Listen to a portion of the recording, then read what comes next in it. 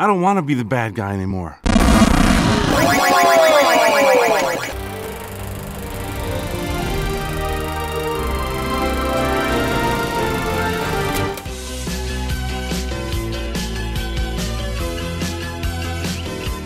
No, I mean, I think to us, one of the things we wanted to show in the movie was that you can, sort of the moral of this film is be true to who you are. And so Vanellope is, she's a glitch and a computer mistake. And in the beginning of the film, that's something she doesn't really want to be. She wants to be part of this other group.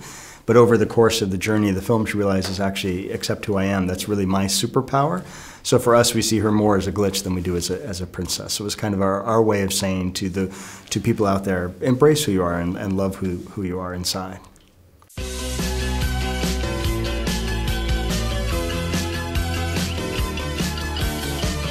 Well, each of them have their own complexities. The interesting thing is Fix-It Felix Jr., which is a world that's supposed to be simple, with very simple animation, was very hard for the animators to do.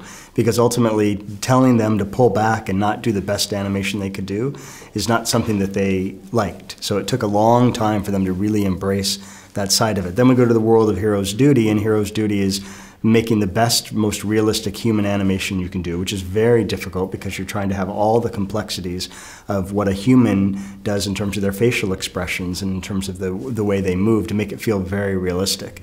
And then we go to the world of Sugar Rush, and Sugar Rush for us was a world about making it cartoony, which the only way to do cartoony animation is to bring in the principles of 2D animation, of squash and stretch.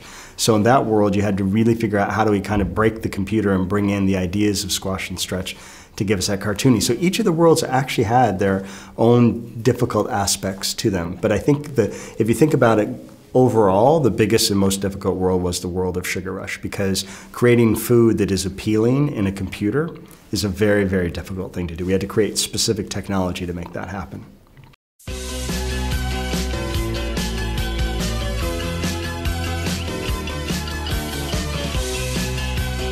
Well, it's always where the director is. John feels very strongly that both studios should make films that feel right for them. And so Rich Moore, who's the director on this project, who comes from The Simpsons, joined us at Disney Animation. So that's why this movie was made at Disney Animation. It's kind of within our own studio. The directors themselves choose the projects they want to make, and then we make them there at that studio. And I think one of the great things that's happening right now at Disney Animation is we're trying to push the envelope in different ways. We always will be a studio that makes great fairy tales like Tangled, and we'll continue to do that. But I think a film like this shows that we have another side to us also, that it's not only just about princess and fairy tales. It can also be about other great animation storytelling like we do here in the movie of Wreck-It Ralph.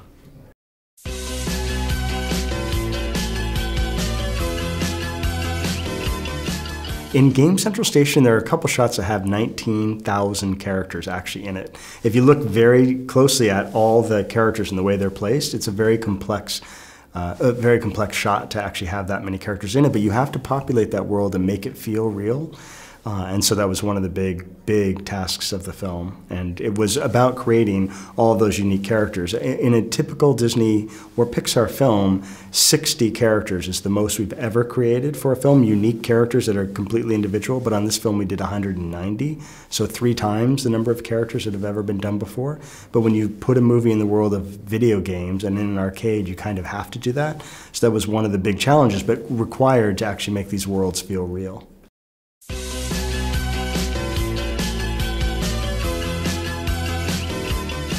Well, I'm now going to date myself. I'm definitely a guy who played a lot of those early video games. I started on the game of Pong, but Dig Dug is one of my favorite games of all time, as is Pac-Man. So I play a lot of Pac-Man on my mobile phone itself, now that they've re-released that game onto mobile phones. I play some of the Mario Kart games when I get home, and the Wii package has brought in definitely a lot of other ideas and games back into my being, if you will. But I'm definitely a guy who likes the old classic games. Ah!